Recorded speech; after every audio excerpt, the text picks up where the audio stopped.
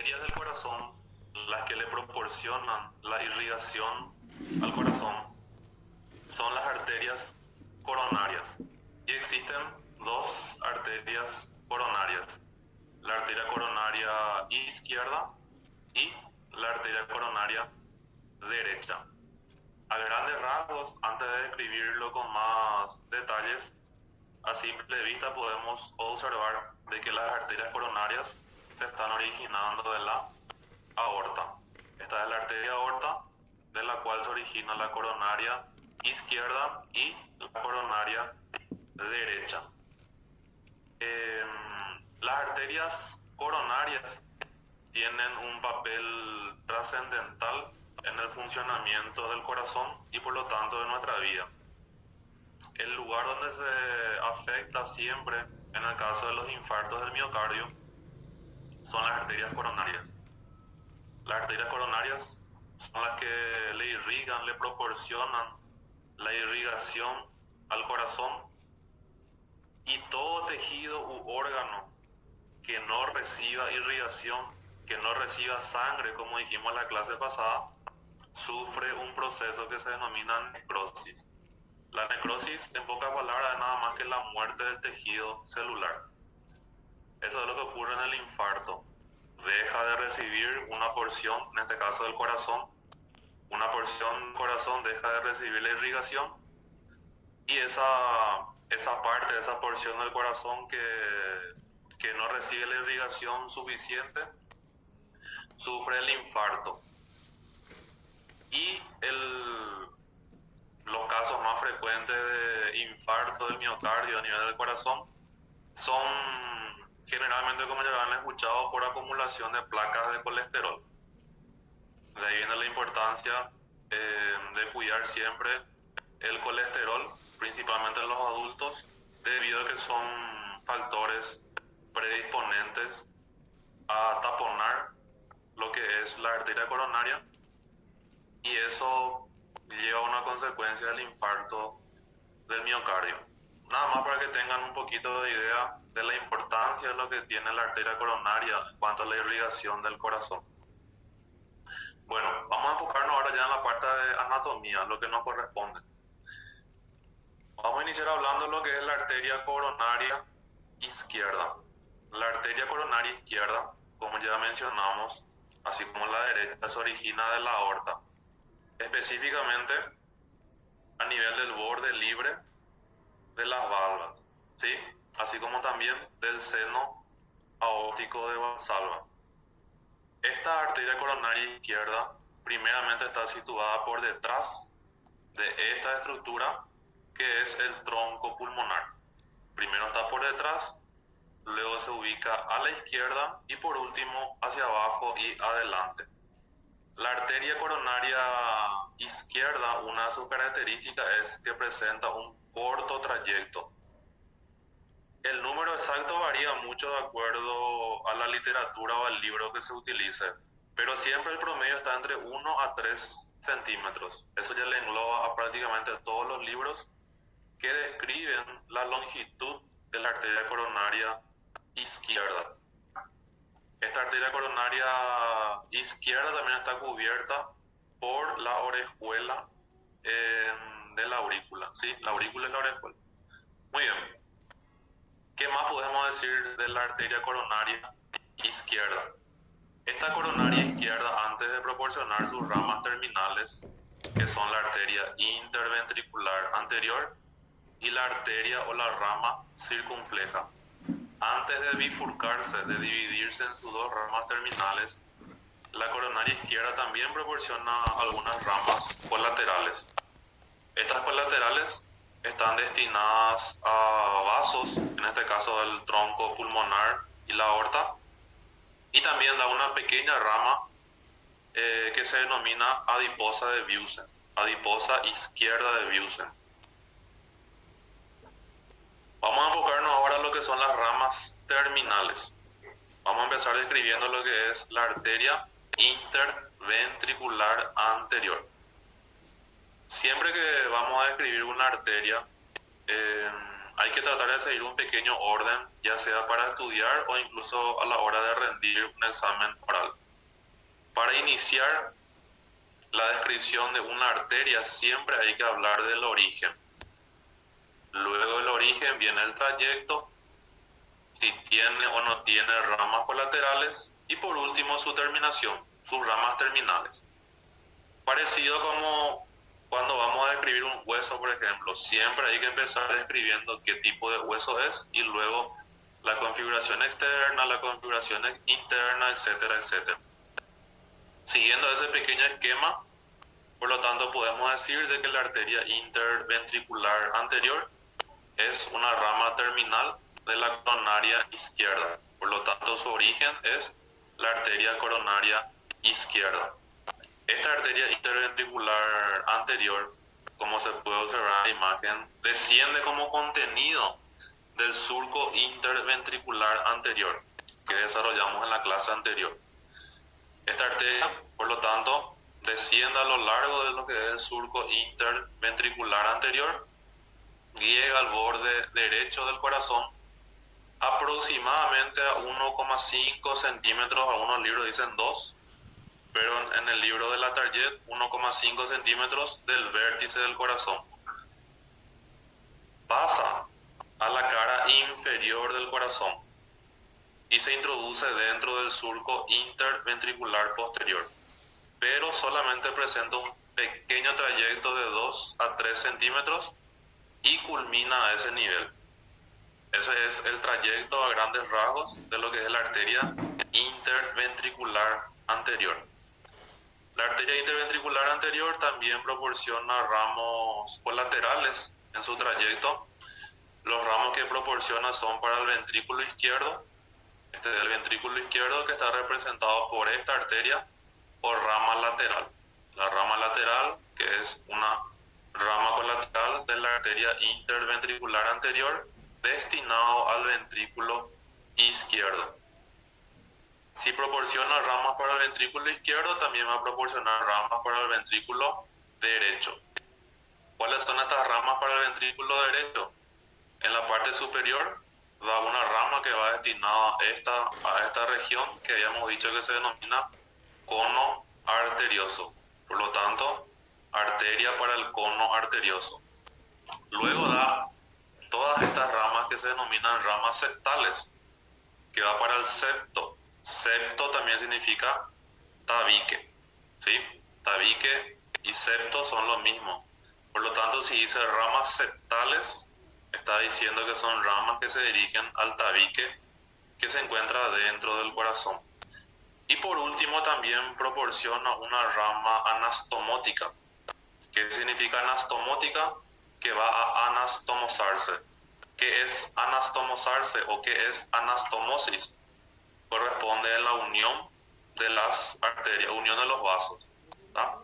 Así como la unión de dos o más huesos se llama articulación, en el caso de la unión de los vasos son la anastomosis.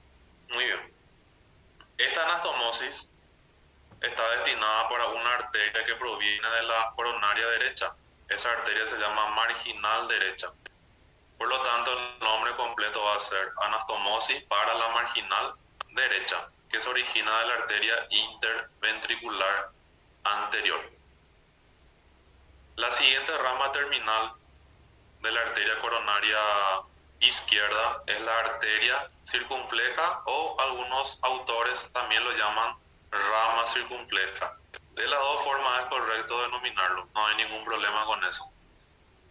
Esta rama o arteria circunfleja es la que ocupa el surco coronario del lado izquierdo.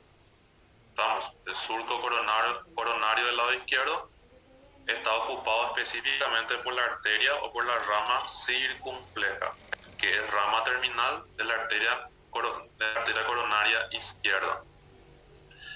Esta arteria circunfleja, por lo tanto, recorre la porción izquierda del surco coronario en la cara anterior. Luego pasa a la cara inferior del corazón, sigue recorriendo el surco coronario y termina en la cara inferior, generalmente antes de llegar al tabique interventricular posterior. Generalmente esta arteria circunfleja termina en la cara inferior sin alcanzar el surco interventricular posterior. Una característica de esta arteria circunfleja es que en la cara inferior del corazón está cubierto por lo que es primeramente esta vena, que es la cardíaca magna, que vamos a desarrollar enseguida, y luego por el seno coronario. La arteria circunfleja también proporciona ramos colaterales en su trayecto o en su camino. Estos ramos colaterales van destinados al sector auricular y al sector ventricular. Al sector auricular van numerosas ramas arteriales, pero hay una que nos tiene que llamar la atención, que es la arteria para el nodo sinoauricular. ¿Por qué? El nodo sinoauricular, como vamos a ver luego, está irrigado principalmente por la arteria coronaria derecha, en un 55% de los casos. Eso es lo más habitual, que el nodo sinoauricular recibe irrigación por parte de la arteria coronaria derecha. ¿En qué porcentaje? En el 55% de los casos.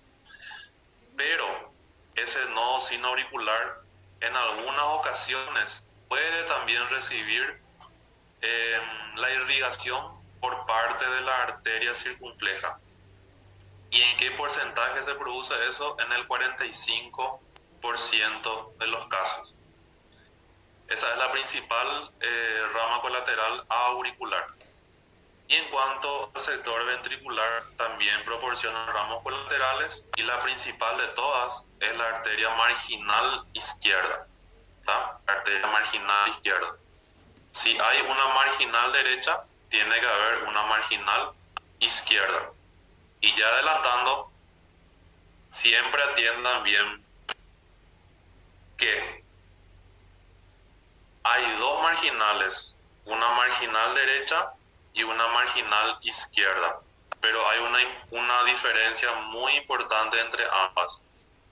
Generalmente se quiere confundir de que ambas marginales, tanto la marginal derecha como la marginal izquierda, se originan de las arterias coronarias, y eso es incorrecto.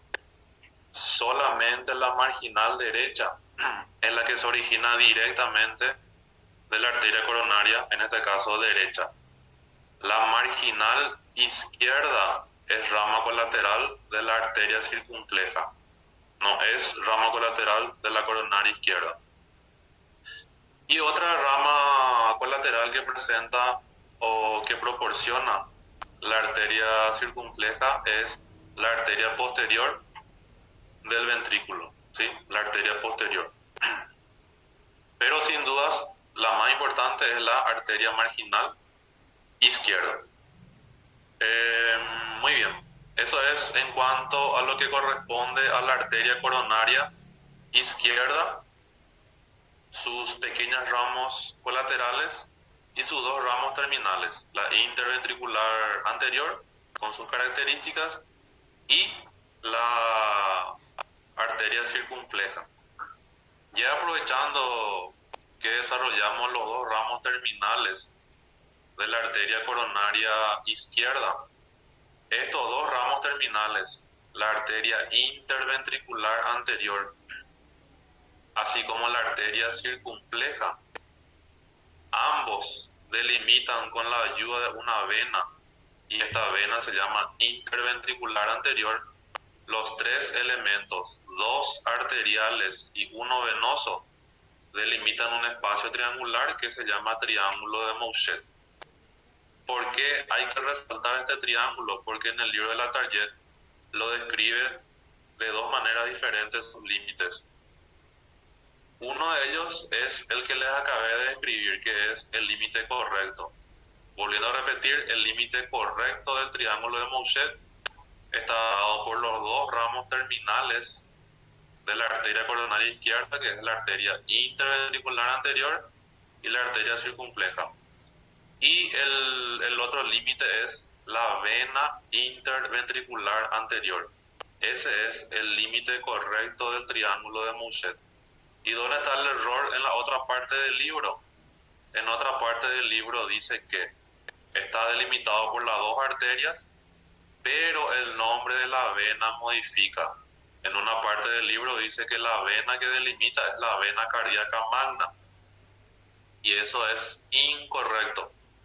Va a ser publicado en Classroom para que quede registrado de que se tocó sobre ese tema, se aclaró ese tema y cuál va a ser el que se va a llevar en cuenta en el caso de que se pregunte en el examen. Arteria interventricular anterior, arteria circunfleja y vena interventricular anterior. Límites del triángulo de Mouchet.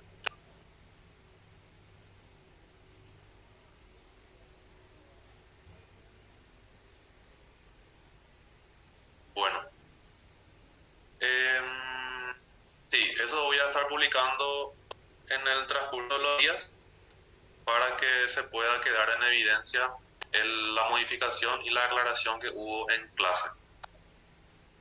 Pasamos a lo que es la arteria coronaria derecha. La arteria coronaria derecha se origina de la aorta, recorre lo que es el surco coronario derecho en la cara anterior y esta arteria coronaria derecha presenta tres segmentos: un segmento preauricular, un segmento infraauricular y un segmento interventricular posterior. Esta arteria coronaria derecha recorre todo el surco coronario en su porción derecha de la cara anterior, pasa a la cara inferior del corazón, sigue recorriendo, en este caso, la porción derecha del surco coronario en la cara inferior. Y cuando llega a nivel del surco interventricular posterior, origina o proporciona su ramo terminal, que es esta arteria que está ocupando el surco interventricular posterior y se denomina arteria interventricular posterior. Del lado derecho, la arteria coronaria sí llega hasta el surco interventricular posterior. Del lado izquierdo, la rama circunfleja generalmente no llega a este surco para proporcionar sus ramos terminales. Bueno, esta arteria coronaria derecha también proporciona ramos colaterales en su trayecto. Va a proporcionar ramos vasculares. Si decimos vasculares, son para los vasos. ¿Cuáles son los dos vasos que están próximos a la coronaria derecha? Es la aorta y el tronco pulmonar. También proporciona ramos auriculares a este nivel, principalmente para el nodo sinoauricular, que es lo que le mencioné hace rato. El nodo sinoauricular, que hace parte del sistema de conducción del corazón, está irrigado principalmente por una rama de la arteria coronaria derecha, en el 55% de los casos. ¿Qué pasa con ese 45% pendiente? En un 45% de los casos, este nodo puede recibir la arteria proveniente de la circunfleja, que es rama terminal de la coronaria izquierda. Otros ramos que proporcionan en su trayecto la coronaria derecha van destinados al ventrículo. También va a proporcionar un ramo destinado a esta región, que es el cono arterioso. Por lo tanto, va a ser la arteria del o para el cono arterioso. Y la otra arteria colateral o ramo colateral principal que origina o que proporciona la arteria coronaria derecha es esta, que es la arteria marginal derecha. No se olviden entonces que hay dos marginales, una marginal derecha, una marginal izquierda, pero de que ambas no se originan directamente de las coronarias. Solamente la marginal derecha es la que se origina directamente. La marginal izquierda se origina de la circunfleja. Y por último, su rama terminal, que es la arteria interventricular posterior, también origina ramos importantes para la irrigación del corazón. Origina ramos septales. Si dice septales es porque van para el tabique. En este caso va a ser para el tabique interventricular. Las venas. Las venas, existen varias venas en el capítulo de corazón, de la irrigación del corazón, pero tres son las venas más importantes y más interesantes, que son la vena interventricular anterior, que ya hablamos un poquito recién, ocupando el surco interventricular anterior. Esta vena se origina a la derecha de la punta del corazón, la acompaña en todo su trayecto a la arteria interventricular anterior. La arteria interventricular anterior. Luego se separa, se distancia de la arteria interventricular anterior y al separarse ayuda a delimitar lo que mencionamos, que es el triángulo de Mouchet. Esta vena interventricular anterior, cuando le recibe a esta vena que va ascendiendo acá, esta vena se llama vena marginal izquierda. Cuando la vena interventricular anterior le recibe a la vena marginal izquierda, ahí recién se convierte en vena cardíaca magna. Eso es lo correcto.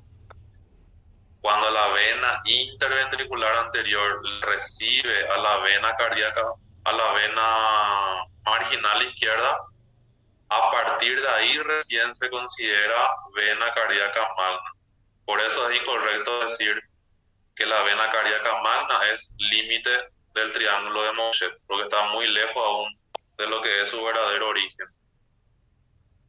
La vena cardíaca magna, por lo tanto, se origina de la reunión de la vena interventricular anterior con la vena marginal izquierda.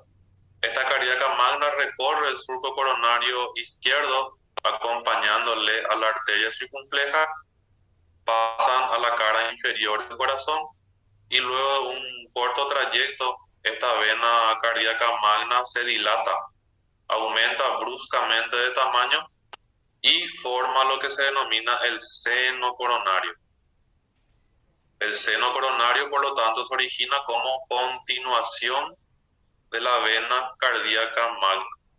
La vena cardíaca magna se dilata, dilata es aumentar bruscamente de tamaño y forma esta vena voluminosa que se denomina seno coronario, que como es la imagen, va a culminar en la pared inferior de la aurícula derecha, seno coronario. El seno coronario recibe varios afluentes. Tenemos la vena posterior del ventrículo, la vena cardíaca menor, la vena interventricular posterior y en algunas ocasiones también puede recibirle directamente a la vena oblicua de Marshall. Esa vena oblicua de Marshall puede terminar directamente en el seno coronario o puede terminar o desembocar en la vena cardíaca magna. Esta imagen es del libro de Latarjet, nada más para volver a repasar lo que es la irrigación de las paredes del corazón. Esta es una imagen donde estamos observando los ventrículos, el ventrículo izquierdo y el ventrículo derecho. No hay una imagen de aurícula porque con la aurícula no hay problema. La aurícula derecha está irrigada por la coronaria derecha y la aurícula izquierda por la coronaria izquierda. A nivel de los ventrículos sí hay algunas pequeñas diferencias, por eso es la imagen esquemática. ¿Qué pasa con el ventrículo izquierdo? Está irrigado en la mayor parte de sus paredes, de su porcentaje, por la arteria coronaria izquierda. Pero en la pared inferior, la mitad derecha de la pared inferior, como se ve en la imagen, está irrigada por la coronaria derecha. ¿Qué sucede con el ventrículo derecho? La mayor parte le corresponde a la arteria coronaria derecha, pero el tercio medial de este sector le corresponde también a la arteria coronaria izquierda. Es el lugar donde se mezclan las irrigaciones. Y otra parte que hay diferencia es a nivel del tabique interventricular. El tabique interventricular en su mayor porcentaje, en su mayor proporción, recibe irrigación de la coronaria izquierda, 2/3. Y el tercio restante está a cargo de la coronaria derecha.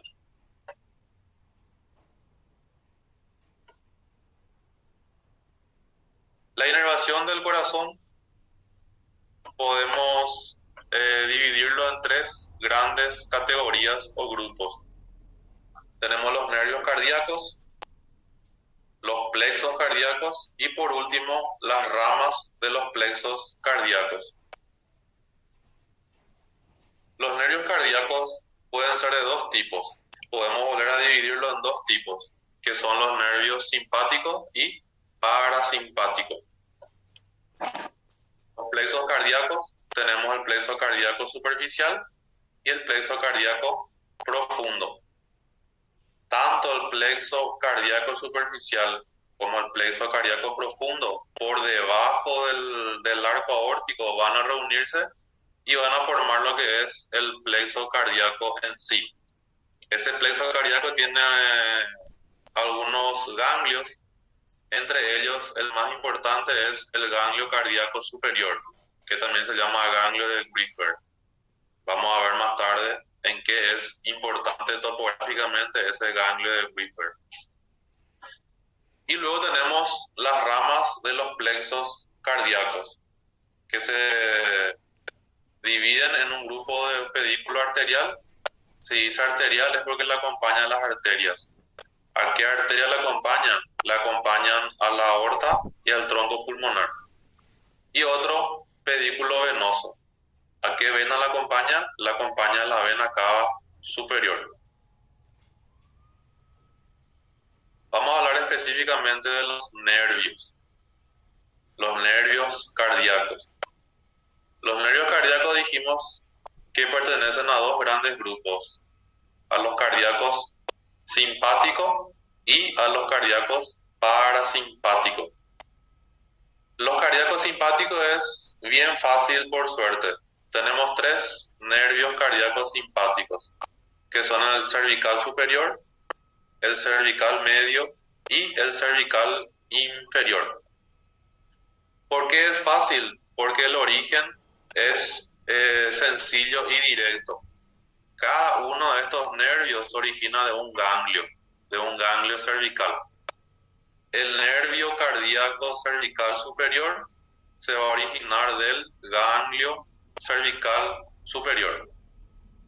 El nervio cardíaco cervical medio se va a originar del ganglio cervical medio. Y el nervio cardíaco cervical inferior se va a originar del ganglio cervical inferior, o que en algunos casos se llama ganglio estrellado. ¿Qué pasa con los nervios cardíacos parasimpáticos? ¿Cuáles son? Tenemos el nervio cardíaco cervical superior, el cardíaco cervical inferior y el cardíaco torácico. Con los nervios cardíacos cervicales superiores, porque hay a la derecha y a la izquierda, con esto no hay problema. Los nervios cardíacos cervicales superiores, tanto a la derecha como a la izquierda, se origina del nervio vago. Este es el nervio vago derecho y este es el nervio vago izquierdo. Este nervio, por lo tanto, se origina de ambos lados directamente del nervio vago. En el cervical inferior y el torácico sí hay diferencia. ¿Cuál es la diferencia? Que de un lado se originan de un nervio y del otro lado se originan de otro nervio. ¿Cuáles son los dos nervios que participan? Participa el nervio vago y el nervio laríngeo recurrente.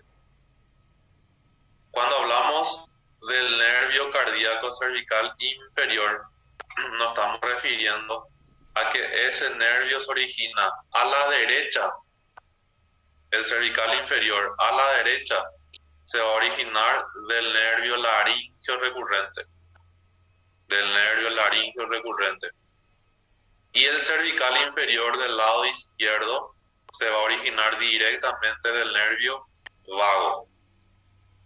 A la derecha es del laringio recurrente y a la izquierda es directamente del vago. ¿Y qué pasa con el torácico? Se invierte. ¿Qué quiere decir eso? Que el torácico a la derecha se va a originar directamente del vago y a la izquierda se va a originar del nervio laringio recurrente. Repitiendo una vez más, los cervicales superiores se originan directamente del vago. Con eso no hay problema. El cervical inferior a la derecha se origina del laringio recurrente y a la izquierda directamente del vago. Y el torácico es a la inversa. El torácico a la derecha se va a originar directamente del vago y a la izquierda se va a originar del nervio laringio recurrente izquierdo. ¿Y cuál es la explicación del por qué hay esa diferencia de que en uno es laringio recurrente a la derecha y a la izquierda es vago, y en la parte torácica es a la inversa? Porque ese nervio laringio recurrente a la derecha y a la izquierda el origen es distinto. El laringio recurrente derecho se origina a nivel del cuello, rodeando a esta arteria, la arteria subclavia, en el cuello. Sin embargo, el laringio recurrente del lado izquierdo se origina solamente en el tórax, por debajo del arco aórtico. Por eso de un lado es diferente al del otro. El laringio recurrente derecho se origina en el cuello y el laringio recurrente izquierdo se origina por debajo del arco aórtico en el tórax.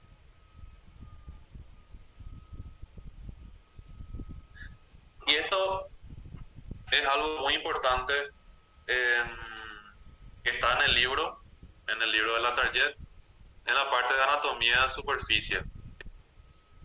No se olviden que el libro de Latarjet, al final de cada capítulo, generalmente tiene anatomía de superficie, tiene anatomía clínica, y todo contenido que está en el libro se puede preguntar, que incluyen las clases que se han desarrollado. ¿Qué es lo importante de la anatomía de superficie cuando culminamos lo que es corazón? Lo más común de siempre son los focos de auscultación cardíaca, que cuando vayan al hospital a partir del cuarto año, una vez que estén en la carrera, se van a cansar de hacer como estudiantes y ni qué decir como profesionales después. El que no sabe hacer una auscultación no se puede considerar un estudiante de medicina de cuarto año para arriba, y ni qué decir un profesional médico que no sabe auscultar el corazón. En anatomía vamos a enfocarnos exclusivamente en la parte anatómica, la ubicación, la topografía. Existen cuatro focos de auscultación, 4 partes, 4 lugares donde podemos auscultar, escuchar. Auscultar es escucharle al corazón a través del estetoscopio. ¿Dónde podemos escucharle y cuáles son esos focos? Tenemos un foco que se llama foco mitral, el foco pulmonar, foco aórtico y el foco tricuspideo. Mitral, pulmonar, aórtico y tricuspideo. Generalmente se sigue ese circuito para recordarse del orden y del nombre de los focos. ¿Por qué? Porque hay una mnemotecnia que se usa bastante por los hospitales, que es mi, esa vamos a dejar nomás, o si no se van a complicar. Vamos a dejar nomás la mnemotecnia. Vamos a estudiar así directamente para no complicarnos. Bueno, estos los focos, entonces lo que nos interesa y lo que nos vamos a enfocar ahora en el CPI, y también ya les va a servir para el año que viene en la carrera, porque vamos a volver a desarrollar esto y preguntar con más profundidad de saber dónde está situado cada uno de ellos. El foco pulmonar, que es donde vamos a escucharle a la válvula pulmonar, está situado a nivel del segundo espacio intercostal izquierdo, específicamente en el borde external, bien pegado al borde del esternón, borde external. Segundo espacio intercostal izquierdo, borde external, textualmente del libro de la Target. ¿Qué pasa con el foco aórtico? El foco aórtico está situado a nivel también del segundo espacio intercostal, pero del lado derecho. Segundo espacio intercostal derecho, borde external también. Luego pasamos al foco tricúspide, que le corresponde escucharle a la válvula tricúspide. Esta está situado en el quinto espacio intercostal, borde external. Algunos también toman como referencia la apófisis sifoides. El libro de la Target dice que este foco tricúspido o foco de la tricúspide podemos ocultar en el quinto espacio intercostal, tanto a la derecha como a la izquierda. Y también es correcto, por más que luego cuando vayan al hospital les van a ver que solamente se toma un lugar. Pero vamos a quedarnos con lo que dice el libro de la Target. Quinto espacio intercostal, tanto a la derecha como a la izquierda. Y por último tenemos el foco mitral, donde vamos a escuchar el sonido de la válvula mitral. Y el foco mitral está situado a nivel también del quinto espacio intercostal izquierdo, en este caso es izquierdo, pero tiene otro punto de referencia, que es la línea medio-clavicular. Línea medio-clavicular. Repitiendo una vez más, el foco pulmonar está a nivel del segundo espacio intercostal izquierdo, borde external. El foco aórtico, aórtico, segundo espacio intercostal derecho, borde external. Foco tricúspide, quinto espacio intercostal, según la Target, tanto a la derecha como a la izquierda, borde external. Y por último, el foco mitral, quinto espacio intercostal izquierdo a nivel de la línea medio-clavicular. Línea medio-clavicular. Entonces uno va identificando esas posiciones y son los lugares donde se hace la auscultación cardíaca de las válvulas del corazón. Bueno, pasamos al siguiente contenido, que es pericardio, ya para culminar lo que es la parte de corazón y pericardio, que se estudia en conjunto. ¿Qué es el pericardio? Para empezar a describirlo, el pericardio consiste en una membrana fibrocerosa, quiere decir que tiene una parte fibrosa y una parte serosa. Esta membrana es la que se encarga de envolverle tanto al corazón como a los grandes vasos que llegan y salen del corazón. Como ya dijimos, de acuerdo a su nombre, a su composición, tiene una parte fibrosa, que es el pericardio fibroso, y una parte visceral, que es el pericardio visceral. El pericardio visceral, como toda víscera, a su vez, está conformado por una hoja parietal y una hoja visceral. Pericardio fibroso. Vamos a iniciar con el pericardio fibroso, de afuera hacia adentro. El pericardio fibroso tiene la forma de un cono o pirámide.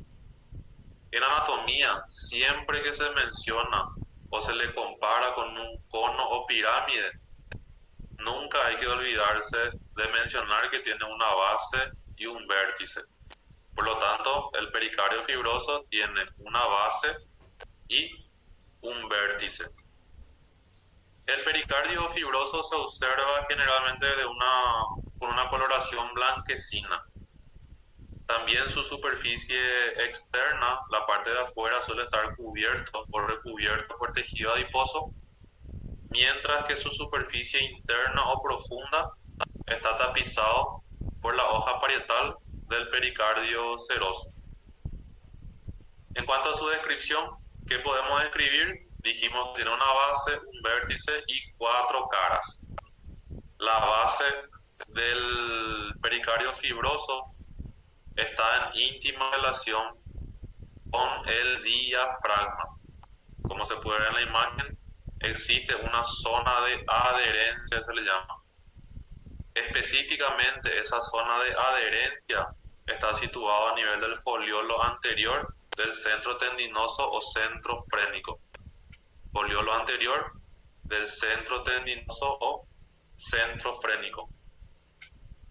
Esta adhesión es bastante fuerte e intensa entre el pericardio fibroso y el diafragma, pero en una parte el pericardio fibroso está separado del diafragma por un tejido conjuntivo, como se ve acá en la imagen.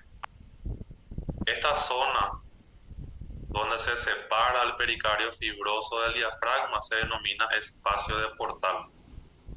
Está ocupado por tejido conjuntivo y está delimitado, por lo tanto, por el pericardio fibroso, por el diafragma y por el esófago. Pericardio fibroso, diafragma, esófago. Espacio de Portal. ¿Qué es el espacio de Portal?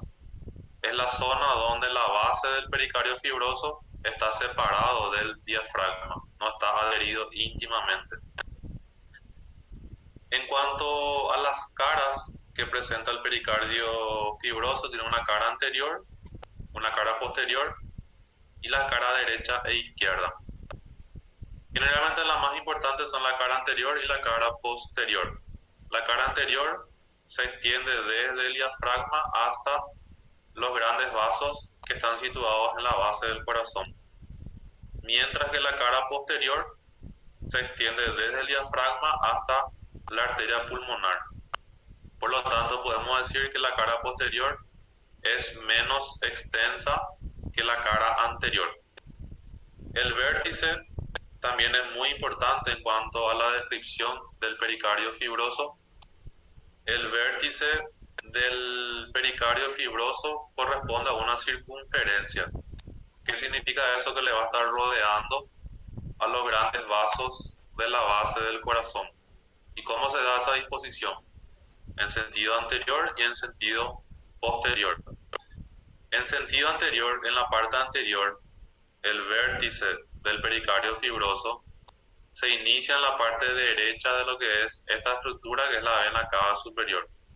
Parte derecha de la vena cava superior se dirige hacia arriba, cruza por delante del arco aórtico y llega a su punto culminante, el punto más alto, que generalmente coincide con el origen de esta arteria, que es el tronco arterial brachiocefálico.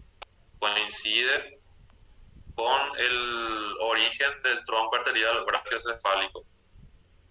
De allí desciende nuevamente, pasando por delante de la arteria pulmonar izquierda y también se relaciona con la vena pulmonar superior izquierda. Eso es por delante.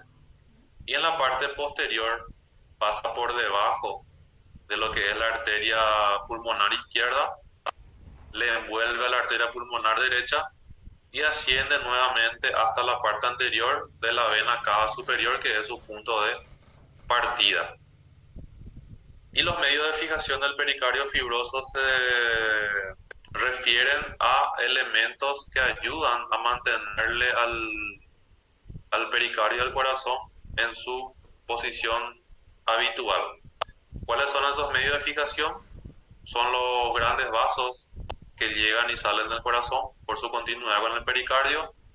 Obviamente, otro punto importante de fijación es el diafragma.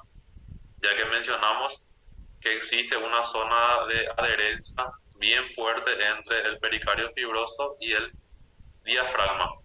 Y luego tenemos medios de fijación accesorios que son ligamentos. Tenemos, por ejemplo, el ligamento freno pericárdico. Freno es porque va del centro frénico hasta el pericardio fibroso. También tenemos los ligamentos vértebro pericárdicos, que va de la porción superior de las vértebras torácicas hasta el pericardio fibroso. Otro ligamento que encontramos son el ligamento externo pericárdico, quiere decir que va del esternón al pericardio. Específicamente la cara posterior del manubrio y el cuerpo del esternón. Y luego también tenemos una lámina tipo pericárdica. Esa lámina es una continuación de la vaina del cuello, una vaina tiroidea que se encuentra en el cuello. Y esa lámina es la de fijar la celda del timo, el lugar donde está situado el timo, al pericardio fibroso. La siguiente parte del pericardio es el pericardio seroso. Y habíamos dicho que como toda serosa, presenta una parte parietal y una parte visceral. En este caso nos referimos a hoja visceral y hoja parietal. La hoja parietal lo que hace es tapizar la superficie interna o profunda del pericardio fibroso, como ya habíamos mencionado cuando hablamos del pericardio fibroso. Y la hoja visceral, ¿qué es lo que hace? Al llamarse visceral, quiere decir que está en relación íntima con la víscera. En este caso, tapiza íntimamente al corazón y a los grandes vasos que llegan y salen de él. En la superficie externa de la hoja visceral encontramos dos pliegues que son muy interesantes. Uno de ellos es el pliegue preaórtico. Se dice preaórtico es porque está por delante de la aorta. Este pliegue preaórtico consiste nada más que en un engrosamiento de la hoja visceral a nivel de la cara anterior de la aorta ascendente. Y el pliegue de la vena cava izquierda. El pliegue de la vena cava izquierda se extiende desde la vena pulmonar superior hasta la orejuela. Este pliegue de la vena cava izquierda nada más es un vestigio de lo que en su momento fue la vena cava superior izquierda. Vestigio, que luego se convierte en un cordón fibroso, ya que desaparece.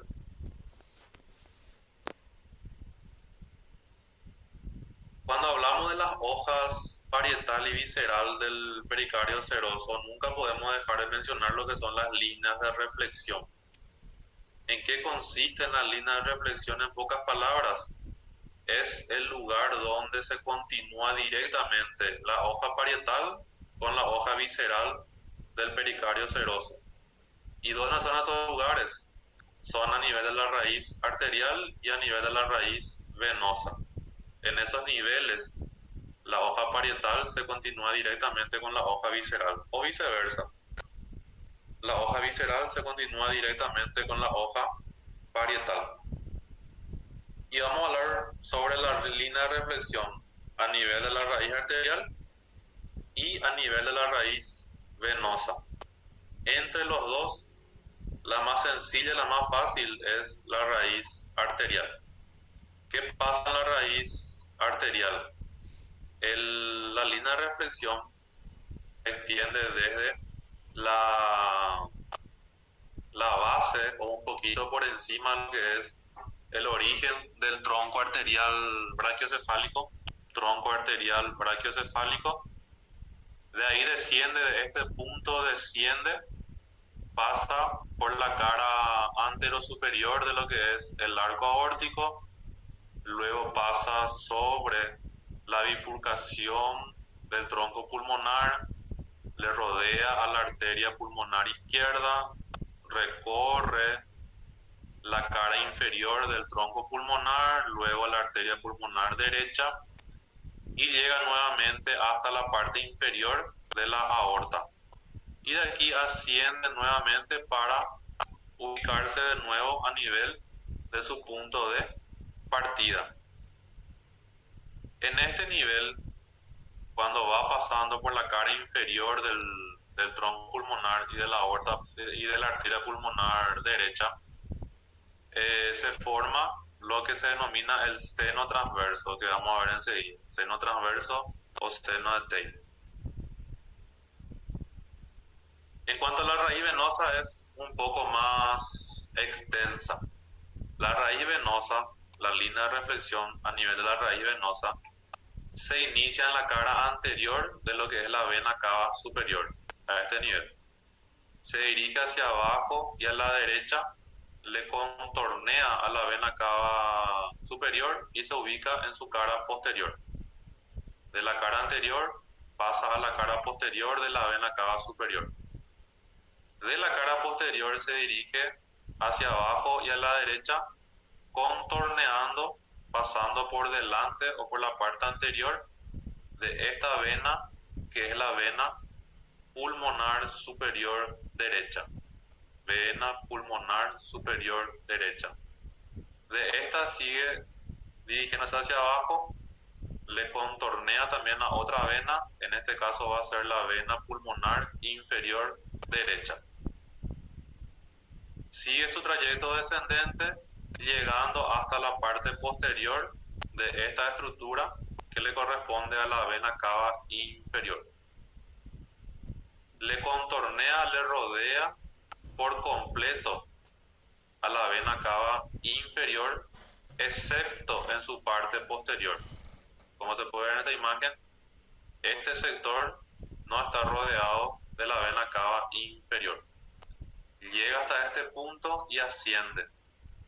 Asciende pasando por la cara posterior de la vena pulmonar inferior derecha, sigue por la cara posterior de la aurícula, acá tiene que estar la aurícula, en este caso la aurícula izquierda porque es la desembocadura de las venas pulmonares, sigue la cara posterior de la aurícula izquierda.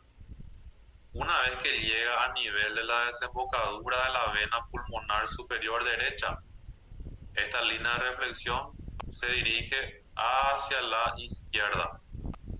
Hacia la izquierda. ¿Hasta dónde se dirige? Hasta la desembocadura de la vena pulmonar superior izquierda. Llega a este nivel, se vuelve a dirigir hacia abajo en sentido descendente, le contornea, le rodea a esta vena que es la vena pulmonar inferior izquierda y luego asciende por la cara anterior tanto de la vena pulmonar inferior izquierda, luego pasa por la cara anterior de la vena pulmonar superior izquierda y llega hasta su parte superior. Ahí se detiene y se continúa nuevamente en dirección hacia el lado derecho. Cruza de izquierda a derecha, ubicándose en la parte posterior e inferior de la vena cava superior. Le contornea la vena cava superior y llega nuevamente a su punto de partida.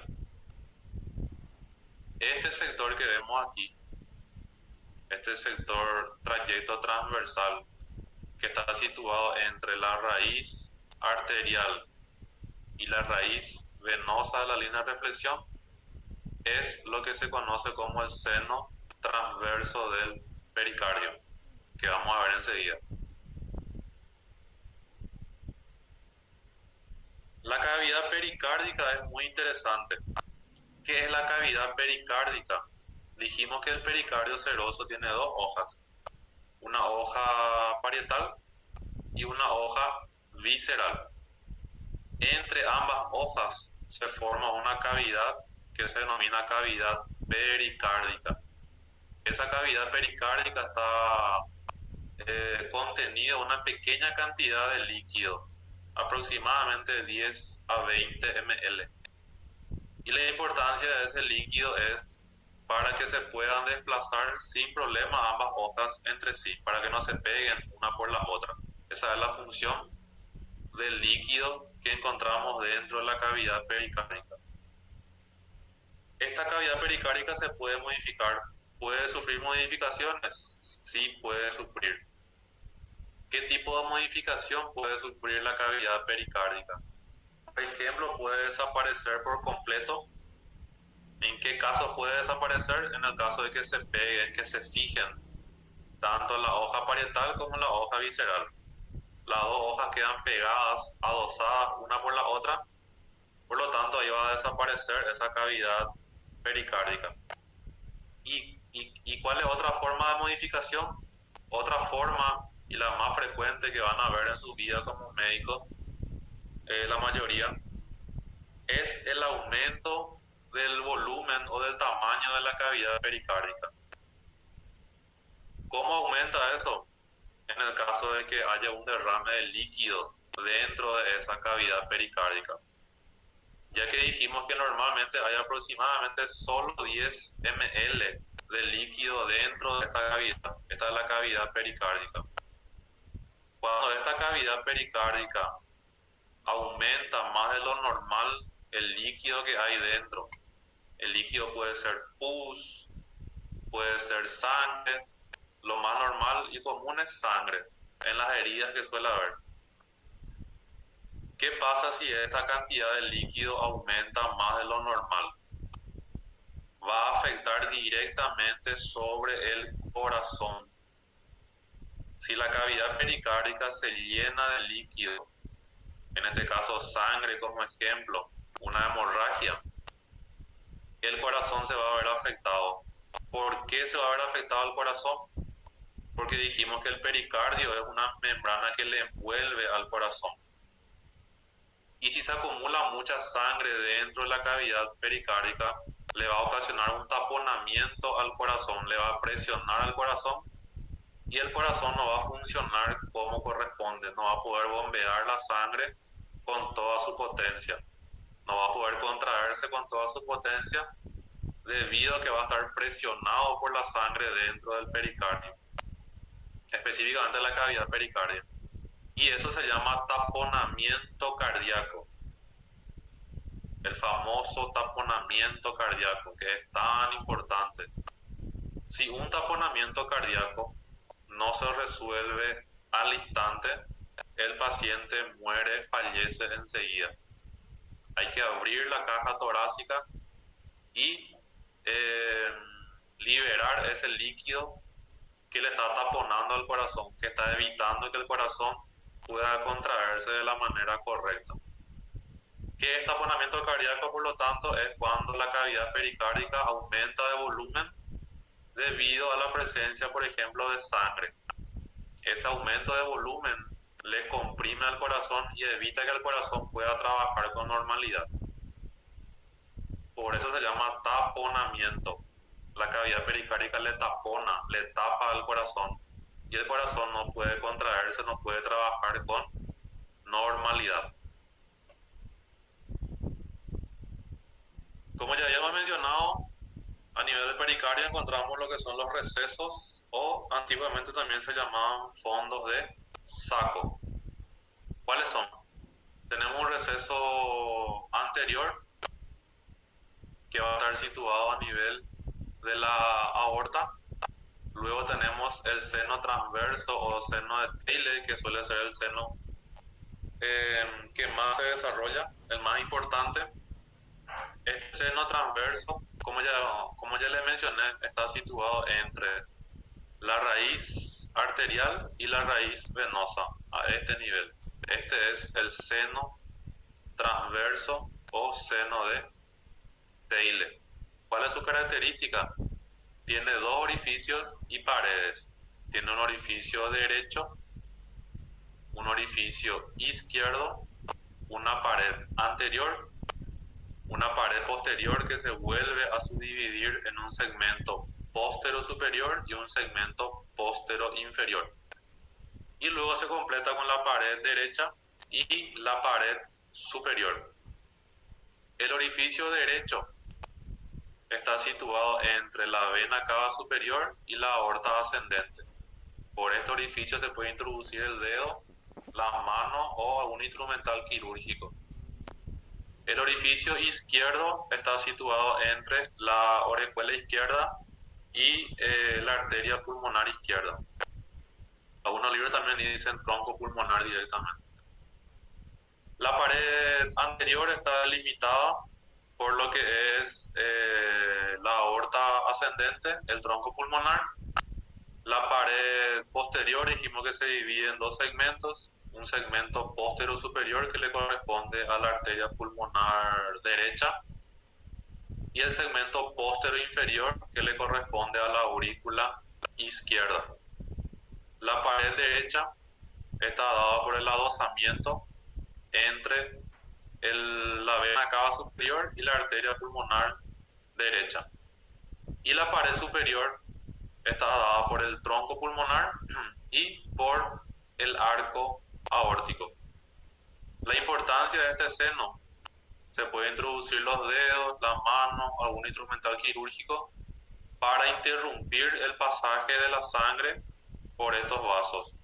Por ejemplo, en una cirugía de extracción de corazón, cambio de corazón, se detiene la irrigación a ese nivel para poder trabajar por el corazón. Esa es la función que tiene el seno transverso seno Taylor. El receso retrocava, como dice su nombre, retrocava es porque está por detrás de la vena cava superior, retrocava. Y el seno oblicuo o seno de Haller está situado por detrás de la aurícula izquierda. Este se extiende hasta la arteria pulmonar y transversalmente está situado entre las desembocaduras de las venas pulmonares. La vascularización del pericardio está dada principalmente por la arteria torácica interna y se completa con la arteria pericardiofrénica y la arteria frénica inferiores. En cuanto a las venas, hay un grupo posterior que se dirige directamente a la vena ácigos, un grupo lateral que va a las venas frénicas superiores y luego hay venas independientes que se dirigen directamente a la vena cava superior o a la vena brachiocefálica. Y en cuanto a los linfáticos del pericardio, el principal punto donde se dirigen los linfáticos son los ganglios traqueobronquiales inferiores, que están a este nivel. Traqueobronquiales inferiores son los principales grupos donde se dirigen los linfáticos. La inervación está dada por el nervio frénico, el nervio vago y los ramos cardíacos, que ya mencionamos en la parte de corazón.